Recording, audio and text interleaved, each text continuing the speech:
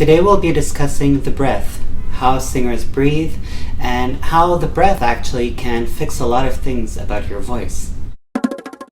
I've been teaching voice for the past 15 years, and I've come to the conclusion, just like every episode I've done, that many singers have issues regarding their breath and breath support, and how it is sometimes very hard to understand the concept on how we can maintain these things. Singing is all about technique, and once you have that installed into your system, into your body and mind, you can sing anything throughout your life. I've talked about this in another episode about age. So age has nothing to do with your singing abilities. When you have technique, you do not worry about how you're going to sing when you're 40 or 50 or 60, because the mechanism is the same. However, the body changes, so you have to adapt.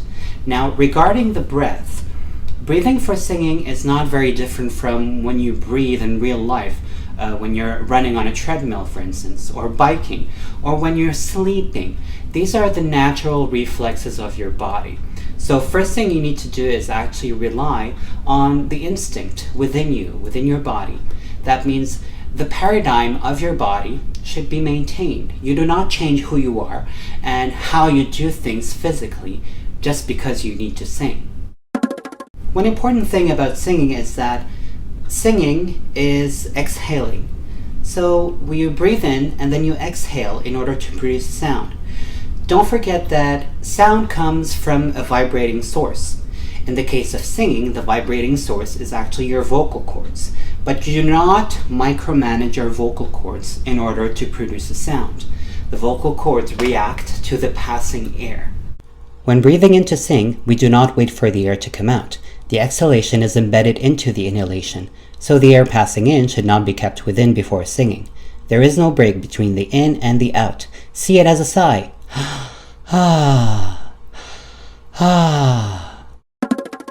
We always talk about diaphragmatic breathing, or whatever you wish to call it. I simply call it breathing because that's how everyone should breathe, even in normal life, not just when you're singing. Breathing in and out should be seen as a wall. Your entire diaphragm, from your sternum here up until the pelvic floor, should be seen as an entity that goes in and out in a parallel manner to yourself. We do not sing to the outside, we sing towards ourselves. So if you imagine that the air, your diaphragm, or your diaphragmatic, your abs, this wall is going inside, this allows the air to go up and towards your head.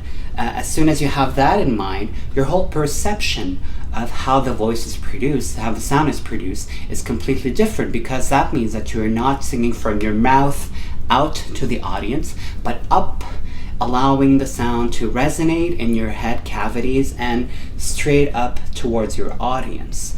Most times you do not need a microphone to be heard. If you have a proper technique, I repeat, you do not need a microphone to be heard. The abdominal wall that you have going from the sternum to the pelvic floor, it should not be a muscular engagement. So it is a reaction that is done instinctively. You do not engage the muscles that are outside, that are visible. It's more of the TVA, the transversals, and the intercostal muscles that are actually doing their natural job. Because once you start engaging a muscular activity voluntarily, you're breaking actually the natural course of the breathing process. So you have to watch out for this. Now, once you feel that you are starting to strain the muscles of your throat, it's most probably because you've lost focus and that you're not really focusing actually on your breath. So a good way to maintain the singing breath is to actually focus on it. Focus on what your abdominal wall is actually doing. Do not focus on your throat. The throat is a result of the air and not actually the main source of the force of singing. Usually when your throat is getting tired, It's because you're engaging the mouth to sing. I call this mouth singing. So mouth singing is when I'm pushing the sound straight from the mouth instead of focusing on a tube, a straight vertical line that goes from the pelvic floor up until your head, actually. Breathing is a healing mechanism that has been adopted in alternative medicine like yoga and meditation. Basically, all the chakras are coordinated in perfect harmony, starting from the root chakra to the crown chakra. I will not be discussing this idea much further, but you are more than welcome to explore. In the open throat episode that I've done a few months ago, I've mentioned that breathing in should be as simple as doing that. That's breathing in. Now, when you're breathing out to sing, it's not just breathing in and out, it's just that you are maintaining that breathing out in order to accomplish a melodic phrase from point A to point C.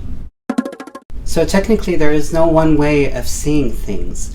It really depends on you, it depends on your voice, it depends on what speaks to you the most. Breathing in and out is something that we all have and we all do, from the moment we are born until the end.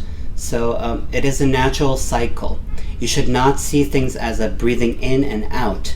It's one cycle. So breathing in and out once is one cycle that repeats throughout your life forever. Now, in singing, it's the same thing. However, the breathing out, the exhalation, is maintained. It's longer because you're balancing the amount of air you want to expose out, or you want to project out. It's all about balance as well, because if you project all the air out, you'll run out of air, and that means you'll start pushing in order to compensate for the sound that cannot come out because it has no more air to support it. So it is about balancing. Too much air in will make you project a lot of air out. So always balance. Everything should be simple, easy and flexible. No need to overdo it.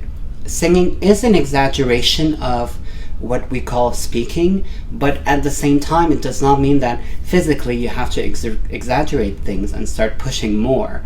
It's just that you're taking something that you already have and maintaining it a bit longer by balancing the amount of energy, the amount of air and sound that you're exposing out. I hope this video was useful to you. If you have any questions, you can always get in touch with me.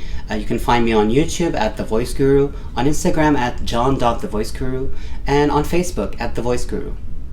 I'm John Tracy, and thank you all for watching.